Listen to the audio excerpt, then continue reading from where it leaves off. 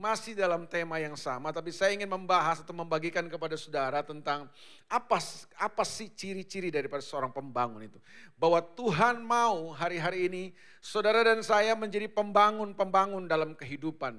Di tengah situasi yang sangat tidak pasti, situasi yang tidak menentu ini, ada begitu banyak orang yang frustasi, ada begitu banyak orang yang terpuruk, ada begitu banyak orang yang kehilangan banyak hal dalam kehidupannya dan kemudian menjadi down, kecewa, putus asa, kehilangan pengharapan dan lain sebagainya. Nah, Tuhan sedang mencari orang-orang yang mau berdiri menjadi pembangun dalam kehidupan. Nah, itu sebabnya saya mau bagikan ini kepada saudara, apa ciri dari para pembangun itu. Bahwa apapun yang Tuhan berikan kepada kita sebenarnya tujuannya adalah supaya kita menjadi pembangun dalam kehidupan. Mari kita lihat bersama-sama ciri yang pertama daripada seorang pembangun. Saudara mau jadi pembangun? Mau jadi seorang builder? Saudara mesti punya ciri ini. Yang pertama adalah seorang pembangun adalah seorang yang bisa membangun dirinya sendiri. Saya ulang sekali lagi. Seorang pembangun adalah seorang yang harus bisa atau dia mampu, dia punya kemampuan untuk membangun dirinya sendiri. Bagaimana saudara bisa membangun orang lain? Bagaimana saudara bisa menjadi pembangun keluarga kalau saudara nggak bisa bangun diri saudara sendiri? Nah, itu sebabnya hari ini jadilah orang-orang yang memiliki kemampuan untuk membangun diri kita sendiri. Mari kita lihat bersama-sama. Ada satu contoh yang bagus sekali di dalam Alkitab dalam 1 Samuel pasal yang ke-30. 1 Samuel pasal yang ke-30, kita akan melihat ayat yang ke-6. 1 Samuel pasal yang ke-30 ayat yang ke-6. Saya ingin mengambil contoh dari seorang yang bernama Daud. Tentu ini orang yang saudara kenal lah ya, tidak asing ya, Daud. Nah, menarik sekali dalam kisah ini, sebelum saya akan bacakan ayat ini kepada saudara, saya mau kasih background daripada kisah ini. Ini kisah yang terjadi di Siklak. Coba bilang sama-sama Siklak. Nah, ada apa di Siklak? Kalau sudah pelajari ayat-ayat sebelumnya, sudah akan mengerti bahwa Daud sedang mengalami situasi dan keadaan yang begitu menjepit dia. Kalau sudah baca dari pasal 27, 1 Samuel pasal 27, 28, 29, sudah akan mengerti bahwa gini, Daud akhirnya dalam pelariannya, dia akan dikejar-kejar oleh Saul yang notabene adalah mertuanya. Karena Saul jealous, Saul kemudian berupaya untuk membunuh Daud, menyingkirkan Daud dengan berbagai macam cara. Kemudian Daud harus lari dari istana Saul dan dia kemudian sembunyi dari satu tempat ke tempat yang lain. Beberapa kali upaya untuk membunuh Daud, menyergap Daud, luput Daud bisa lolos daripada sergapan-sergapan yang dibuat oleh Saul dan pasukannya. Dan singkat cerita kemudian Daud pergi ke daerah orang Filistin. Dia minta suaka politik di sana. Saya nggak tahu keputusan itu benar atau salah, tapi kalau lihat dari hasilnya tentu itu bukan keputusan yang benar sebenarnya. Dan Daud kemudian dipekerjakan oleh seorang raja yang bernama Akis, raja orang Filistin. Sebenarnya Daud punya track record yang bagus ketika dia bekerja dengan Raja Akis. Tapi apa daya, raja-raja kota Filistin yang lain kemudian tidak bisa menerima hal itu. Lalu singkat cerita kemudian Daud di PHK, Daud dipecat dari pekerjaannya. Dia direndahkan, dia dihina, dia dilecehkan, dia dikecilkan oleh raja-raja Filistin. Tentu suasana batin Daud waktu itu tidak menentu. Dia kehilangan pekerjaan, tentu kehilangan income. Dia direndahkan, dia dihina, dia dilecehkan. Akhirnya Daud dan pasukannya kemudian memutuskan untuk kembali ke tempat mereka yang bernama Siklak. Nah, waktu mereka kembali ke Siklak, mereka tambah kaget. Kenapa? Waktu dia sampai ke Siklak, dia lihat kemah mereka, tempat tinggal mereka telah porak-poranda, habis semua, terbakar. Ada bangsa Amalek ternyata yang datang memporak-porandakan tempat tinggal Daud. Istri dan anak-anak Daud dan pasukannya, orang tua mereka, istri dan anak-anak yang tinggal di kemah itu kemudian ditawan oleh musuh, oleh bangsa Amalek. Sudah bisa bayangkan situasi yang sedang dihadapi Daud waktu itu. Ini bukan situasi yang mudah, saudaraku. Daud sedang menghadapi gempuran-gempuran, tekanan-tekanan, hal-hal yang buruk datang dalam kehidupannya. Dan tidak cukup sampai di situ. Kalau sudah baca ayat-ayat sebelumnya dari pasal 31 Samuel ini, kemudian di tengah-tengah situasi yang membuat frustasi itu kan, pasukan Daud kemudian melemparkan kesalahan kepada Daud. Karena tidak ada yang bisa disalahkan lagi. Untuk semua kehancuran, semua kesemrautan, semua kekacauan yang terjadi yang mereka hadapi waktu itu, mereka melemparkan kesalahan semuanya kepada Daud. Nggak adil sebenarnya. Tapi itulah yang terjadi. Daud kemudian dipersalahkan oleh pasukannya. Lalu kemudian mereka ambil batu. Mereka mau lempari Daud dengan batu. Sudah bisa bayangkan itu kurang lebih jumlah pasukan Daud itu udah 400 sampai 600 orang waktu itu. Sudah bisa bayangkan kalau 400 batu aja mampir ke tubuh Daud. Babak belur nih Daud nih. Situasinya sangat menjepit. Coba kita lihat ayat yang ke-6. 1 Samuel pasal yang ke-30. Dan Daud sangat terjepit karena rakyat mengatakan hendak melempari dia dengan batu. Ya sudah lihat ya, pasukannya Daud sendiri, orang-orangnya Daud sendiri, pengikut-pengikutnya sendiri marah Pak. Mereka kecewa dengan semua situasi yang mereka harus hadapi. Itu sebabnya mereka menyalahkan Daud, mereka ambil batu mau lempar Daud. Jadi di saat yang sangat terjepit seperti itu, Alkitab bilang gini, seluruh rakyat itu telah pedih hati.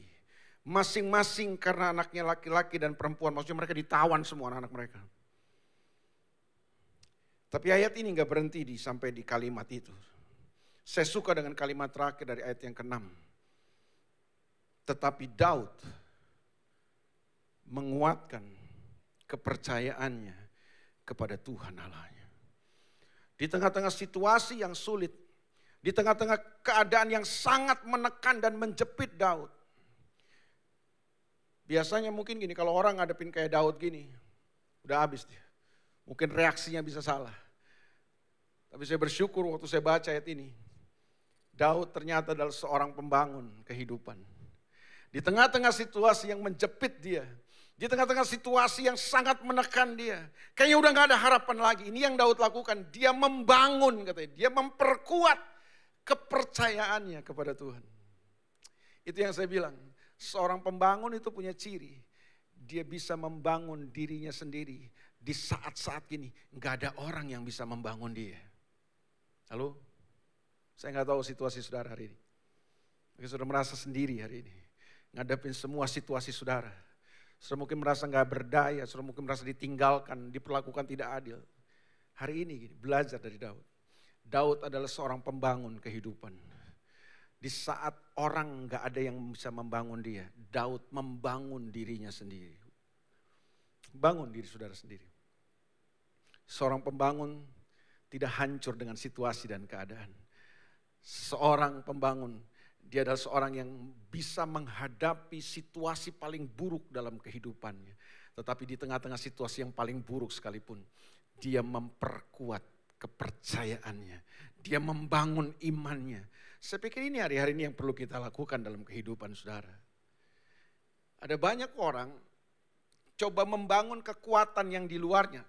Saya tidak menemukan ayat mungkin Daud kemudian menguatkan persenjataannya. Atau Daud mungkin kemudian latihan dulu, tunggu. Sebelum lempar dulu, tunggu. Gue latihan barbel dulu, gue angkat barbel dulu. Supaya tubuh saya kuat. Enggak, Daud tidak memperkuat kekuatan yang di luarnya. Daud tidak memperkuat lahirianya, justru dia memperkuat yang di dalam. Karena Daud tahu persis bahwa situasi ini gak bisa dihadapi dengan kekuatan di luar. Daud tahu persis bahwa keadaan-keadaan yang menjepit dan menekan dia ini harus dia hadapi dengan kekuatan manusia di dalamnya.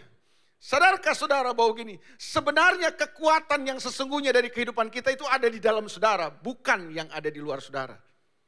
Sayangnya kita tergoda selama ini cuma bangun yang di luar. Kita bangun hal-hal yang di luar lebih banyak. Kita habiskan semua daya, upaya dan energi kita untuk bangun yang di luar kita. Tapi kita lupa membangun yang di dalam kita.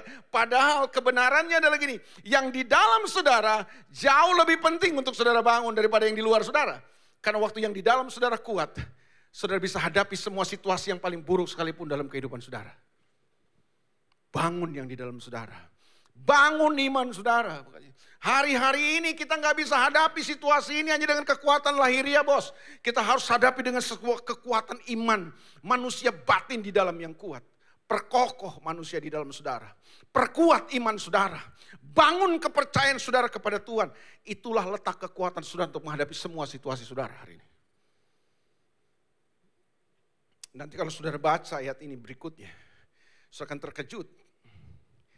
Saudara akan baca terus ayatnya, ayat 7, ayat 8, 9 dan seterusnya. Saudara akan kaget bahwa di tengah-tengah situasi yang menekan Daud. Rasanya kan udah gak ada harapan. Kalau kita ada di posisi Daud mungkin udah hopeless lah. Tapi enggak kan, waktu Daud memutuskan untuk membangun dirinya, membangun yang ada di dalam dirinya. Yang terjadi adalah gini, Daud memperkuat kepercayaannya kepada Tuhan. Dan setelah dia perkuat imannya, hatinya, kepercayaannya kepada Tuhan. Yang terjadi berikutnya adalah gini, Daud bisa datang sama Tuhan dan dia bisa dengar Tuhan. Lalu dia berkata begini, Tuhan, majukah aku menghadapi orang Amalek ini Tuhan? Tuhan berfirman kepada Daud, Tuhan nyatakan kehendaknya kepada Daud. Daud, maju Daud, aku telah menyerahkan bangsa Amalek ke dalam tanganmu. Saudara tahu apa yang terjadi?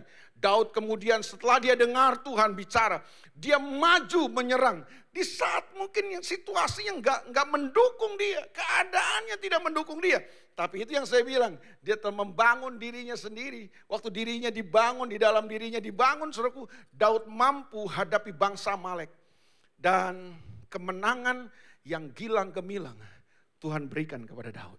Daud berhasil mengalahkan bangsa Amalek. Dan dia berhasil merampas semua yang dirampas oleh orang Amalek. Termasuk istri dan anak-anak mereka, orang tua mereka kembali bisa direbut oleh Daud. Tidak ada satu orang pun yang jadi korban. Kemenangan besar terjadi. Karena Daud membangun dirinya. Membangun imannya. Membangun kepercayaannya kepada Tuhan. Membangun manusia yang ada di dalamnya. Di saat-saat gak ada orang yang membangun kehidupannya. Hari ini, apakah saudara merasa seorang diri? Saudara merasa gini, gak ada yang mendukung saudara nih. Seorang pembangun adalah seorang yang bisa membangun dirinya ketika orang lain di sekitarnya tidak bisa membangun dirinya. Ketika orang lain tidak bisa mendukung dia, seorang pembangun dia bisa membangun dirinya sendiri. Itu sebabnya hari ini saudaraku, apapun situasi saudara, kalau saudara menjadi seorang pembangun kehidupan, saudara akan menjadi orang-orang yang bisa membangun iman saudara, kepercayaan saudara. Tidak peduli situasi saudara, seburuk apapun. Saya percaya waktu manusia di dalam saudara dibangun lebih kuat, maka kekuatan yang dari dalam ini akan membuat saudara mampu hadapi semua situasi yang ada di luar saudara. Amin saudaraku. Jangan menyerah dalam kehidupan, jangan salahkan siapapun. Bangun hidup saudara, bangun iman saudara. Ambil waktu banyak, bangun hidup saudara. Dengan apa Pak membangunnya? Dengan firman Tuhan. Renungkan firman Tuhan lebih banyak. Datang sama Tuhan, dengarkan Tuhan lebih banyak. Karena itu kuncinya untuk kita membangun kehidupan. Karena Alkitab berkata iman itu datang dari pendengaran akan firman Kristus. Semakin saudara berkualitas dalam mendengar Tuhan, semakin berkualitas manusia di dalam saudara. Dan ketika manusia di dalam saudara semakin berkualitas, saudara akan menjadi pribadi-pribadi yang siap untuk menghadapi semua situasi dan tantangan kehidupan. Amin saudaraku. Bangun hidup saudara. Bangun manusia di dalam saudara. Kalau nonton drama Korea lebih banyak bisa membuat iman saudara dibangun. Lakukan lebih banyak. Kalau nonton Ikatan Cinta dan Layangan Putus bisa membuat iman saudara lebih kuat kepada Tuhan. Lakukan itu lebih banyak. Tapi kalau membaca firman, merenungkan firman, datang sama Tuhan, ada di hadirat Tuhan, membuat iman saudara lebih kuat. Kenapa saudara gak mau lakukan itu? Ambil waktu hari ini. Bangun yang ada di dalam saudara. Amin. Bangun manusia di dalam saudara lebih banyak. Renungkan firman Tuhan. Saya nggak ajar saudara kemudian gini, nggak usah kerja lah, doa terus enggak, ya kan? Doa itu kan yang paling penting bukan apa yang saudara sampaikan kepada Tuhan, yang paling penting adalah apa yang saudara dengar dari Tuhan itu. Amin, saudara. Ya, bangun hidup saudara. Karena ciri seorang pembangun adalah dia bisa membangun dirinya sendiri, sekalipun tidak ada orang di sekelilingnya yang bisa membangun dirinya. Amin. Ada satu saat Tuhan mengizinkan saudara dalam kesendirian untuk hadapi semua situasi saudara. Itu sebenarnya kesempatan untuk Tuhan ingin bersama dengan saudara. Kemudian saudara belajar untuk bergantung sepenuhnya sama Tuhan, bukan kepada orang lain. Amin, saudaraku. Jadi kalau hari ini saudara merasa sendiri, bagus itu. Disitulah saudara punya kesempatan untuk belajar bergantung sepenuhnya kepada Tuhan. Ciri yang kedua, karena waktu terbatas. Saya pikir saya datang dengan 2 hal aja kepada saudara. 2 ciri cukup. Gak usah banyak-banyak. Saya sebenarnya pikirkan 21 ciri sebenarnya, cuma waktu terbatas, saudara kan. Ya. Masalah keduanya adalah ketika saya sampai pada ciri ke-20, ciri pertama saudara lupa. Ya kan? Jadi 2 ciri dari pembangun ini penting. Saya berharap saudara pulang dengan sebuah perenungan ini. Sudahkah saya menjadi seorang pembangun dalam kehidupan? Yang pertama cirinya adalah seorang pembangun, dia bisa membangun dirinya sendiri di saat gak ada orang di sekeliling yang bisa membangun dirinya. Yang kedua, seorang pembangun adalah seorang yang bisa membangun kehidupan orang lain. Saya ulang sekali lagi, seorang pembangun adalah dia bukan hanya bisa membangun dirinya sendiri, tetapi seorang pembangun dia bisa membangun kehidupan orang lain. Saudarakah saudara, bahwa semua berkat yang Tuhan kasih kepada saudara, semua potensi yang Tuhan kasih kepada saudara, semua talenta yang Tuhan kasih kepada saudara, semua karunia anugerah yang Tuhan kasih buat saudara, bahkan semua situasi masalah sulit, persoalan, kesukaran, penderitaan yang Tuhan izinkan saudara alami, itu semua dimaksudkan supaya saudara bisa membangun kehidupan orang lain. Yang percaya katakan amin. Saya ulang sekali lagi kan udah siang ini. Semua yang Tuhan kasih, apapun yang saudara bisa sebut, ini datangnya dari Tuhan. Semua yang saudara kasih dalam hidup saudara, berkatkah itu, talentakah itu, apalagi karuniakah itu, pengurapankah itu, bahkan masalah-masalah dan situasi yang sulit sekalipun dalam kehidupan saudara, yang Tuhan izinkan saudara lewati dan lalui. Semua itu sebenarnya dimaksudkan supaya saudara bisa jadi pembangun kehidupan orang lain. Lumayan 2 yang amin ya. Kayaknya wajah saudara kurang percaya sih. Gimana caranya Pak? Saya lagi ngadepin masalah terus suruh bangun orang lain? Iya. Kalau Tuhan izinkan saudara mengalami kesulitan, bahkan penderitaan dalam kehidupan saudara, itu dimaksudkan Tuhan supaya saudara itu bisa jadi pembangun kehidupan orang lain. Wajah saudara agak kurang percaya. Saya tunjukkan ayatnya kepada saudara ya. 2 Korintus pasal yang pertama, coba kita lihat ya. 2 Korintus pasal yang pertama.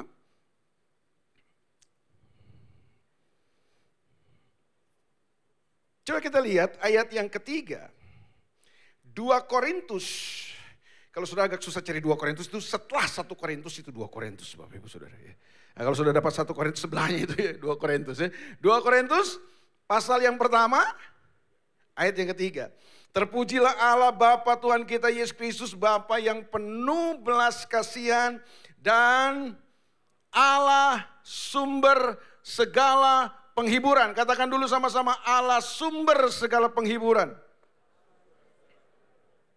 Nah ini dia ayat yang keempat. Yang menghibur kami dalam segala penderitaan kami. Jadi Tuhan Allah sumber penghiburan, Tuhan Allah sumber pertolongan. Dia akan hibur saudara, dia akan tolong saudara. Dia akan lakukan apa saja supaya saudara terhibur, saudara tertolong, saudara apalagi terbangun dan lain sebagainya lah ya. Tapi lihat kalimat berikutnya, sehingga katanya apa?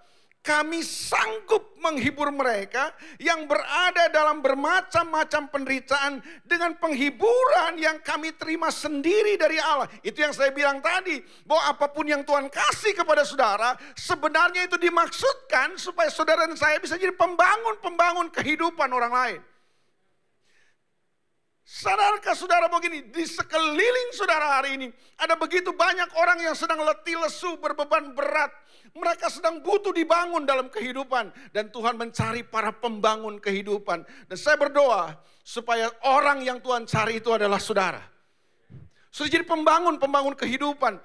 Sekalipun mungkin hari ini saudara sedang mengalami masalah, kesulitan mungkin.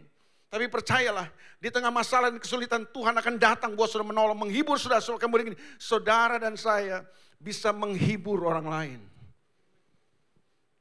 Jadi Tuhan kalau tolong kita, dia berkati kita, dia menghibur kita. Itu bukan supaya kita nikmati sendiri, tapi supaya kita bisa membangun kehidupan orang lain. Amin, saudaraku. Ada satu contoh di Alkitab yang kurang bagus. Namanya Simson. Kalau sudah pelajari hidup Simson. Simson ini dikasih karunia yang hebat sama Tuhan. Simson diberikan oleh Tuhan sebuah pengurapan. Ini bahasa rohaninya itu pengurapan. Pengurapan yang sangat dahsyat. Yang mungkin Tuhan gak berikan kepada orang lain. Ini cuma diberikan kepada Simson, luar biasa. Diberikan pengurapan oleh Tuhan sebuah kekuatan yang sangat dahsyat dalam kehidupan Simson. Simson punya tenaga kekuatan yang luar biasa banget. Dia bisa, saudaraku, jebol pintu gerbang kota Gaza. Terus pintu gerbang kota Gaza itu sama dia diangkut, Pak, sendirian, Pak. Dipikul naik ke atas bukit.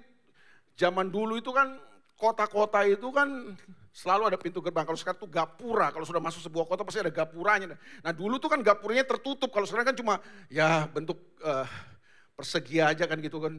Cuma bangunan begitu aja. Tapi zaman dulu tuh bentuknya pintu gerbang. Itu didobrak sama Simson, dia angkut ke atas bukit.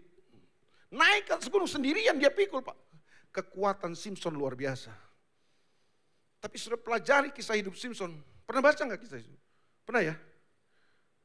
Kalau belum pernah, ambil waktu lah, bacalah. Nonton drama Korea kita bisa kok, kenapa kita nggak bisa baca Alkitab? Kisah Simson aja udah, kisah Simson aja, baca dulu ntar malam. Dan saudara nanti akan dapati begini, semua yang Simson lakukan dengan kekuatan pengurapan yang Tuhan kasih dalam hidupnya, itu semua rata-rata dia pakai bukan untuk membangun orang lain. Saya ulang sekali lagi. Waktu saya pelajari kisah hidup Simson ya. Simson gak pakai kekuatan yang Tuhan kasih, pengurapan yang Tuhan kasih itu untuk dia membangun orang lain. Padahal gini, dia dipanggil oleh Tuhan untuk menjadi seorang hakim bangsa Israel. Untuk menolong bangsa Israel sebenarnya. Untuk membangun kehidupan umat Tuhan yang sedang tertindas waktu itu oleh bangsa Filistin. Tapi pengurapan yang Tuhan kasih kepada Simson justru dia pakai cuma untuk kepentingan dirinya sendiri. Rata-rata semua kekuatan, perbuatan-perbuatan yang besar yang dilakukan Simson itu yang dicatat di Alkitab itu semua gara-gara masalahnya dia sendiri. Bukan karena umat Tuhan, karena masalah dia sendiri. Satu saat orang tuanya bilang begini sama Simson, Simson kamu jangan kan? Dia bilang, ma aku mau kawin mah. Sama siapa? Sama perempuan Filistin. Jangan nak, kamu itu hamba Tuhan. Kamu tuh orang yang diurapi Tuhan, kamu tuh naksir Allah. Jangan menikah dengan orang yang bukan Israel. Gak bisa mah, gue udah naksir sama dia. Yang kawin kan gue bukan lu. Sudah bayangkan, Simson ini cuma untuk memenuhi kebutuhan keinginannya. Dia lawan semua nasihat orang tuanya. Dan dia menikah dengan perempuan Filistin itu. Dan sudah tahu apa yang terjadi? Satu hari, karena dia menikah dengan perempuan Filistin, orang-orang Filistin goda istrinya. Ngamuk Simson. Ngamuknya itu dia pakai urapan dari Tuhan untuk membela dirinya terhadap orang-orang yang mengganggu kepentingannya dia. Sudah tahu apa yang dilakukan Simson? Simson jengkel, Simson ke hutan. Dia tangkap ratusan ekor anjing hutan, ratusan, bukan puluhan, ratusan ekor anjing hutan. Dengan tangan kosong ditangkap. Ingat, Simson bukan orang Manado, Pak. Simson orang Yahudi. Oke? Kalau Simson orang Manado kita ngerti lah ya kan. Anjing takut sama orang Manado kan saudara. Tapi Simson ini orang Israel, orang Yahudi. Dia tangkap anjing, ratusan ekor anjing hutan dengan tangan kosong. Dia ikat di ekor, dua ekor tuh anjing diikat di buntutnya, di ekornya itu saudaraku. Dikasih obor, dilepas di ladang-ladang orang Filistin. Ladang orang Filistin terbakar habis. Orang Filistin mengalami gagal panen luar biasa waktu. Karena Simson ngamuk. Jadi Simson tuh kalau ngamuk kayak gitu tuh. Dia menggunakan urapan Tuhan. Padahal yang membuat dia ngamuk bukan kepentingan orang Israel sebenarnya. Bukan kepentingan umat Tuhan. Itu kepentingan dirinya sendiri. Itu yang saya bilang. Simson menggunakan pengurapan dari Tuhan. Hanya untuk masalah-masalah yang dia ciptakan sendiri. Dan satu hari Simson mengalami sesuatu yang tragis. Dia tertipu oleh seorang perempuan yang bernama Delila. Dan akhirnya apa yang terjadi? Dia ditangkap. Dia jadi budak daripada bangsa Filistin. Kedua matanya dicungkil. Dia harus bekerja kepada orang Filistin siang dan malam. Dia dipermalukan begitu rupa. Dia ditertawakan. Dia jadi bahan olok-olok bangsa Filistin. Seorang pahlawan Israel yang harusnya berdiri gagah. Menumpas bangsa Filistin demi kepentingan Tuhan dan umat Tuhan. Hari ini diperolok, ditertawakan oleh bangsa Filistin. Untung ada anugerah Tuhan buat Simson. Di akhir masa hidupnya, Simson bisa membunuh orang Filistin karena Tuhan kasih kekuatan dia sekali lagi. Tapi yang saya mau beritahu sama saudara, pelajari hidup Simson. Bahwa Simson tidak pernah menggunakan pengurapan yang Tuhan kasih buat hidupnya. Untuk membangun kehidupan orang lain. Hari ini saudaraku, jangan pernah biarkan anugerah Tuhan dalam hidup saudara. Jangan pernah biarkan talenta, potensi, kemampuan yang Tuhan kasih dalam hidup saudara. Karena semua itu Tuhan kasih bukan cuma untuk diri kita sendiri. Supaya hari ini kita datang kepada orang-orang di sekeliling kita. Untuk kemudian kita membangun kehidupan mereka yang letih lesu. Mereka yang sedang berbeban berat. Mungkin mereka sedang hancur-hancuran hidupnya. Mereka gak punya pengharapan. Hari ini Tuhan mau pakai saudara. Dengan semua talenta, dengan semua karunia. Dengan semua berkat yang Tuhan telah berikan kepada saudara. Supaya saudara dan saya bisa menjadi pembangun kehidupan. Maukah saudara jadi pembangun kehidupan? Seorang pembangun, dia bisa membangun dirinya sendiri. Di saat orang-orang di sekelilingnya gak bisa membangun dirinya sendiri. Di saat dia mungkin sendirian menghadapi tekanan dalam hidupnya, dia bisa membangun dirinya sendiri. Yang kedua, seorang pembangun adalah seorang yang bisa membangun kehidupan orang lain. Dengan potensi, dengan talenta, dengan berkat, dengan karunia-karunia yang Tuhan berikan kepada saudara. Jadilah pembangun dalam kehidupan. Tuhan berkati Bapak Ibu Saudara. God bless you. Mari kita datang sama Tuhan. Haleluya.